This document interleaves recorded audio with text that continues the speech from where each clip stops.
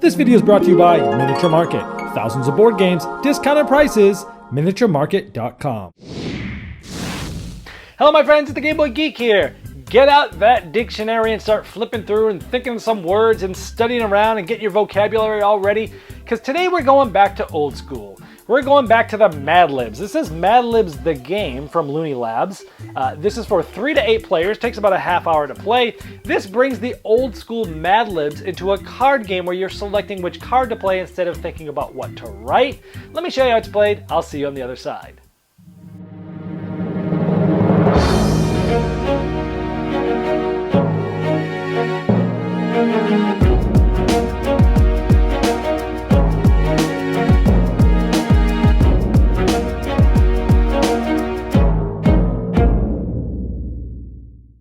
Mad Libs the card game comes with a bunch of stacks of cards that's going to have some words on them, and they have some sentence cards that people are going to be trying to create sentences with those word cards.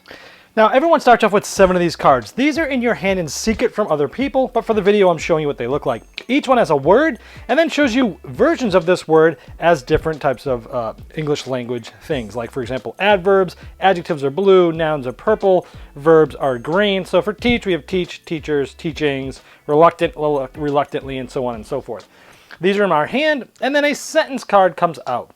And says, don't count your plural noun before they verb. Everybody will secretly take a card and put it face down, 2 cards, 1 card for each of the different things that are on the card. In this case, there's just 2 of them. I've put down 1 plural noun and 1 verb. So in this case, maybe, now you can see that sometimes there's not a lot of choices here. For example, for verb, I have either teach or burn. So don't count your blank before they teach, or don't count your blank before they burn. And my other options are zoos, reluctance, pizzas, or one of these 2 possibly for the nouns. So I don't have a whole lot of good options here. This is just a random, I just dealt myself this hand as if I was playing. So don't count your zoos before they teach. I don't know what that means, but I don't see any other good versions here. You could say don't count your pizzas before they burn. How about that? Don't count your pizzas before they burn. So I'd put that down. Everyone put their cards down. Once they're done, you would read your thing out. Don't count your pizzas before they burn. Everyone would read theirs, and everyone then counts 3, 2, 1, and everybody points at the person they think at the same time who has the best one. Whoever does gets this card as a point. If someone's tied, they also get a point. They'll just take 1 from the deck to have 1 point. The first one that has 3 points wins. Now after that, the cards you used are discarded. You can also discard your cards that you have. So maybe I get rid of this one, and maybe I get rid of this one, and I draw back up to 7. So I have 3 there, and I can get up to 7. So maybe I get flimsy, fright, drink, and hair. Now let's try a couple more just to show you.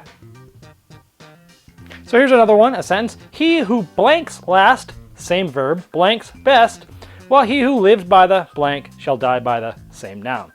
So maybe I say, he who drinks last drinks best, and he who lives by the teachings shall die by the teachings.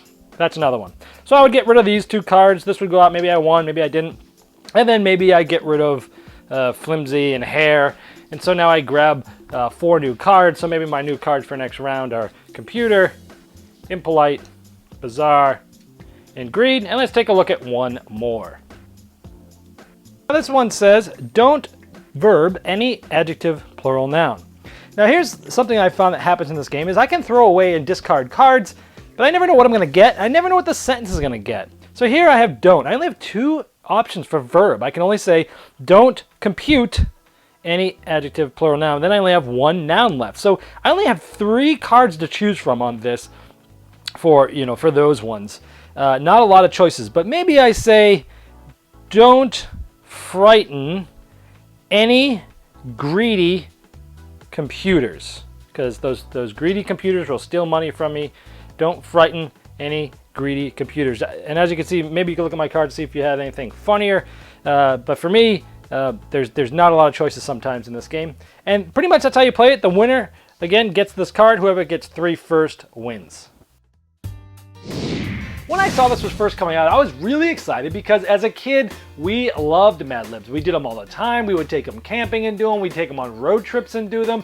And we had a lot of fun and a lot of giggling and laughing and a lot of learning what an adverb is as a kid. And I just have some nostalgic memories of doing Mad Libs all growing up. So when I saw this out, I was really excited. Now the game itself, unfortunately for me, did not live up to what I was hoping it was going to be. I was hoping this was kind of going to bring the nostalgic value back of Mad Libs, but at the same time, having a party game where you don't have to be as creative as the Mad Libs, right? Some people don't like the blanket open, hey, give me a noun, give me a verb. And some people don't like to be creative and think. Other people like to have answers already there, and you just play them. I thought, oh, this will be a cool, easy, more streamlined version. One that maybe my wife can play because she's not super creative, but she can play things like cards. And I thought this would be a kind of easier way to play Mad Libs. And it is. The problems I had are the same problems you probably saw in my overview video, where even though you gain some flexibility as to which cards you keep at the end of the round, you can discard as many as you want, you never know what sentence is coming up.